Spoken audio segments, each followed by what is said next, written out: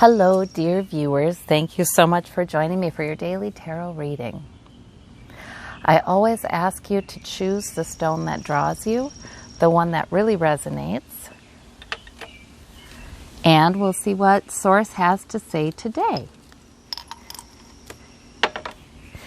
All right, and at the end we will do our golden nugget. That's actually what I'm looking for right now, is my golden nugget. There we go, to provide further clarification if you have any remaining questions. Okay, for those of you who chose the tiger's eye, we have the devil, we have the Four of Swords, we have the Nine of Coins. Okay, so the devil is just simply something that is bedeviling you. So it can be anything that has you thinking a lot about it, maybe a little obsessive, maybe a little compulsive, maybe a little repetitive in your behavior, something you just can't seem to get out of your mind, or a behavioral pattern you just can't seem to kick, or is giving you a little trouble lately. Well, now the devil is simply the thing that cranks up the discomfort to allow us to change, to help us to change. Or it's the thing that says, hey, you need to take better care of yourself. We have this Four of Swords here. For some of you, this is about, see, now the Nine of Coins is sort of wanting to enjoy one's luxuries, wanting to, enjoy the creature comforts of life, enjoy the physical pleasures of life. But, and she is sitting pretty and she can do that. But when you get it with the devil card, I kind of think that for some of you, this means that maybe you've gone a little excessive in one of those areas. And the thing is, this is what we do when what we really need is rest and retreat and good self-care. Sometimes when there's little of that available, people will try to fill with some sort of creature comfort, physical comfort, but then it can be excessive. So that can be food, that can be drink, that can be anything like that. That can be, heck, it can be shopping. It can be any kinds of physical comforts and luxuries. But when it comes right down to it, we really sometimes just do need to retreat from everything and put our thoughts on the wall. The swords are thoughts, and if the thoughts are obsessive like the devil has, and this can also, guys, this doesn't have to be about doing something excessively. It can be about thinking about something excessively, a worry. You're worrying. And a lot of times when we're not feeling our best and we really do need to rest, that's when we can worry. So there's something here suggesting what you need is more of a retreat from thinking. Maybe you do need to rest physically. Maybe you just need to rest mentally. This person is not thinking. This person is trusting. This person is, okay, I give up trying to figure everything out. Maybe there's even something a bit meditative. Actually, this picture is somebody, is a knight on his coffin, actually, to tell you the truth. But, that's the imagery. But I often take it to mean we need to retreat from life. We need to rest. We need to, maybe there is something that has actually worn us down and actually done some emotional, mental, or physical damage to us. Reversible, entirely reversible, but we have to do what we can do. So whatever it is that will allow you to disconnect from thinking, that's probably what you should do as soon as you can, according to this reading. Once in a while, the devil card can be about addiction, and it can come up as, if it's not yours, somebody close to you, their addiction.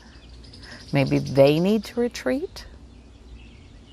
In any case, I do like the Nine of Coins because it's sort of like sitting pretty. It's sort of like you do have the ability to take care of yourself. You might not think you do, but a lot of times it's not like we need to commit to going on a 2-week retreat out in nature. You know what I mean? Sometimes it's just that we need to stop everything for now, and maybe we do need to meditate, or maybe we need to take a day, take a few hours at least. Start somewhere. Sometimes the rest is not physical, sometimes it is mental, and we need to actually do something physical that will keep us from thinking and obsessing.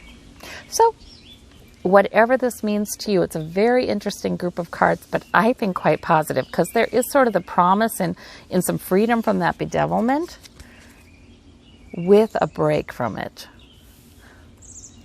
For those of you who chose this cream-colored fossil stone, we have the Justice card. We have the Temperance Angel. We have the Seven of Wands. I like it.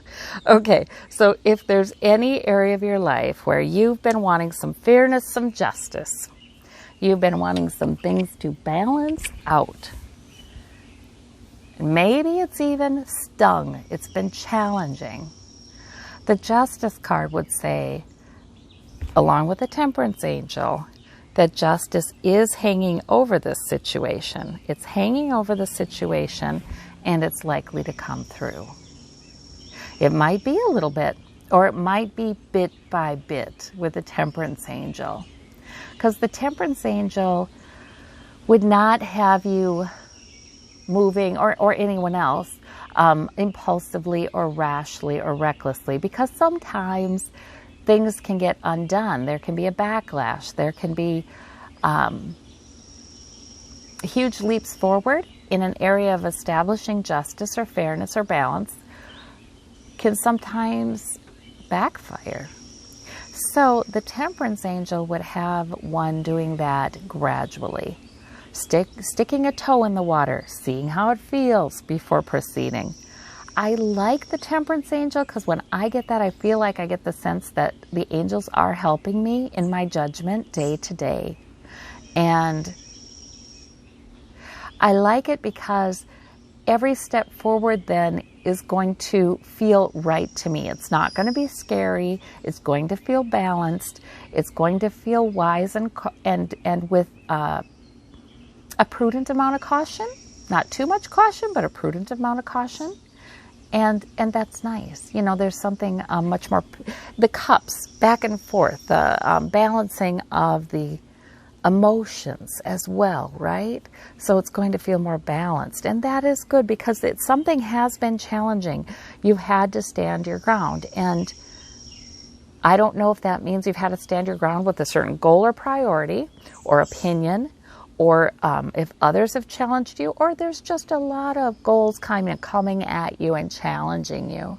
Lots of points of view, lots of wants can be goals, purposes, priorities. Maybe other people's priorities that you've had to stand firm and say, but my priority is important as well. And it's my job to hang on to my priority because no one else can for me. So sometimes there's quite a bit of that, but it looks like the spirit of justice is kind of hanging over the whole situation, the spirit of fairness, the spirit of balance, and you're going to see that coming in a bit more and a bit more. So that's a nice reading. Okay, for those of you who chose the pink stone, we have the Lover's card, we have the Magician, we have the Eight of Wands. All right, 2 major arcana, huge, huge, huge, huge. I am going first with the spiritual meaning of this Lover's card because it's next to the Magician. Because the Magician, you know, on the diagonal, it's as it is above, so shall it be below. That's you know, he is trying to bring about something that is sort of divine, that is divine, divinely planned, perhaps divinely meant. He's manifesting that, and he has power to manifest it. And he's showing the Fool. So he unpacks the Fool's satchel on the table, and he shows the Fool, the young man, that he has everything he needs to manifest as well. You know, he's got the physical and material capacity with the pentacles. He's got the emotional resources with the cups. He's got the intellect with the sword. He's got the drive and the purpose and the fire with the wand. So he's got everything he needs to manifest as well. So the magician is sort of teaching the hero of the story, the heroine, you know, the gender's interchangeable, of the story, to manifest, that you too can manifest like this. And the Lover's card, I feel like, can be a real supernatural love, power / love. It's the same when we're talking about source. We can, one of the most powerful prayers we can pray is, grant me self-love. Lend me your strength. Help me to connect with the love and power that I am part of. Those are powerful prayers. So it's a very powerful time for you to manifest. The Eight of Wands, there may be many goals that you have, many things you have going, priorities, and some of the power to manifest is the power to manifest pulling that all off, making it fly forward in a way that is actually more life-giving than draining. The goals are working in concert. It may not always feel like that with the Eight of Wands because there's a lot, but it certainly is. You're certainly manifesting the ability to move it all forward in the direction you want to move it. And that would be the direction that is divine, right? That would be moving in concert with Source. So, for some of you, the Lover's card is about a relationship here in this realm, and that may be about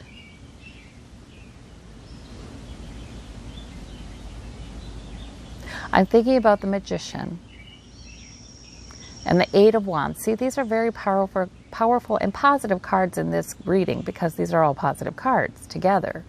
So this may be a time when a lot is going on in your love life, when there are lots of possibilities. And things may just move forward rather quickly. For some of you, you're listening to this and thinking, nah, not for me. I've been kind of quiet with that. I've kind of given up with that, frankly. Some of you are maybe thinking that. But, really, there is energy and new power in this for you. So it might be a time to get into the flow.